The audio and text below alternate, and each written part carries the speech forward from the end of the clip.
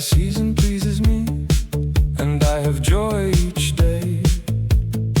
Forever I keep memory, wherever I may stay, of my friends in Provence, you see. But if I saw them, I say, because I have acquaintance with them free, I would rejoice still more always. And if I speak their praise and worth, it is right, for they have worth and of honored worth, the flower's birth and of courtesy.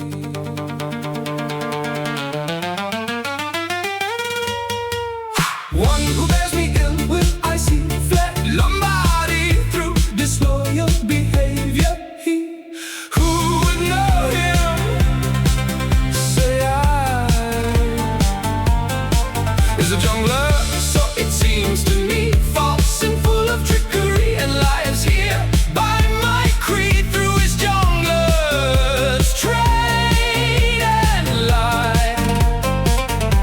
Do you know him, my lords, who makes complaint of me in words? And never did I him dishonor skirts, but well would I say it by and by.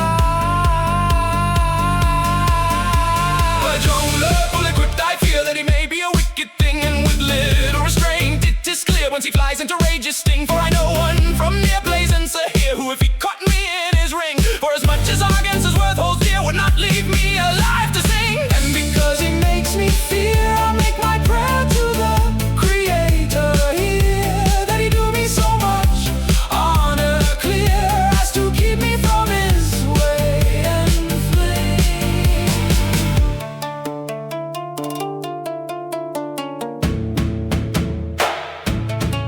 A jungler goes as penance, I say, ever all along his road, equipped with ignorance day by day, since he committed the fraud's load. Iniquity seems to vanquish him alway, and if someone took it from him, he'd goad himself into great trouble. I'd say as to how he might speak, he'd explode. And if I speak dishonor, reproving his folly and error, I say it not for his love, sir, for so much would I lose in the fray.